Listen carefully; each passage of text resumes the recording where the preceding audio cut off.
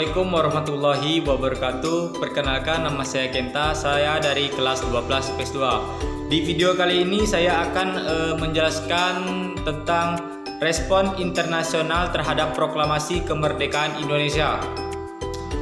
Oke, kita lanjut. Indonesia memproklamasikan kemerdekaan pada 17 Agustus tahun 1945. Namun bukan berarti perjuangan membela kemerdekaan berhenti pada saat itu. Untuk mengukuhkan eksistensinya, sebuah negara merdeka memerlukan dukungan secara internasional. Jika pengakuan kemerdekaan telah dikantongi, wilayah kedaulatan, kewarganegaraan, dan pemerintahannya secara otomatis juga telah diakui. Kala itu Indonesia beruntung karena beberapa negara mendukung proklamasi kemerdekaan, namun ada pula yang menentangnya. Berikut ini adalah respon internasional terhadap proklamasi kemerdekaan Indonesia. Yang pertama itu, yang mengaku Indonesia merdeka itu adalah Mesir.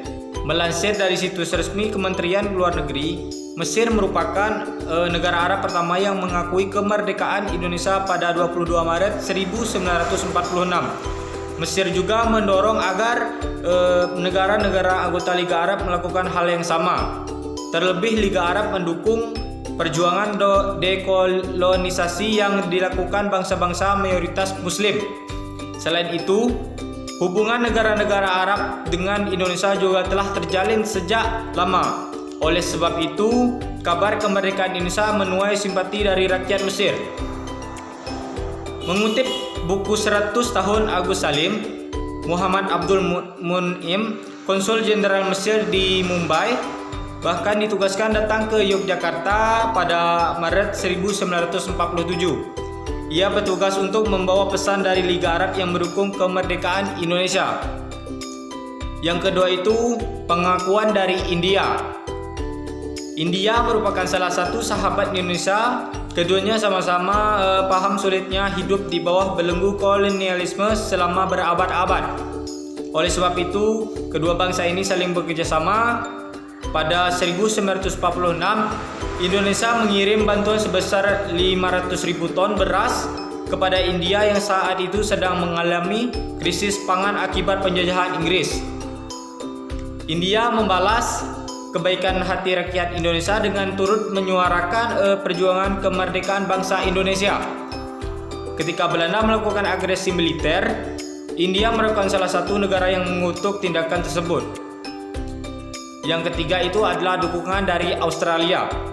Ribuan pelaut Australia melakukan boikot besar-besaran terhadap kapal-kapal milik Belanda yang memuat persenjataan. Akibatnya kapal-kapal tersebut tidak dapat melanjutkan pelayarannya ke Indonesia.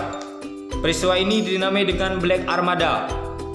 Aksi tersebut didukung oleh partai buruh yang saat itu menguasai pemerintahan Australia. Selain itu, Australia juga secara aktif mendorong Dewan Keamanan PBB untuk menyelesaikan masalah Indonesia dengan mengakui kedaulatannya. Dan negara yang menolak Indonesia untuk merdeka itu yang kita tahu adalah Belanda. Setelah Jepang menyerah, Belanda ingin kembali berkuasa di Indonesia. Belanda bahkan melancarkan agresi militer satu pada tahun 1947 dan agresi militer 2 pada tahun 1948.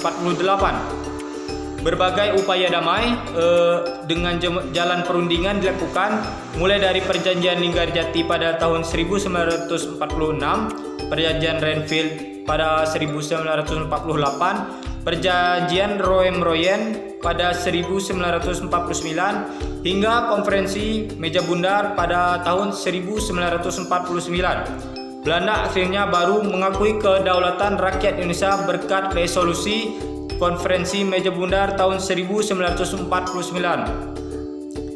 Animer Toibos meneliti di Universitas Michigan. Dalam artikel yang ia tulis di The Conversation, mengatakan bahwa hingga saat ini Belanda tidak mengakui kemerdekaan Indonesia pada 17 Agustus 1945. Sebab jika Belanda mengakui tahun tersebut, berarti mereka telah menyerang negara berdaulat setelah Perang Dunia II dengan tujuan untuk menjajahnya. Ini dapat dianggap sebagai kejahatan perang. Oke, mungkin itu saja penjelasan dari saya. Kalau ada salah, saya mohon maaf. Saya akhiri. Wassalamualaikum warahmatullahi wabarakatuh.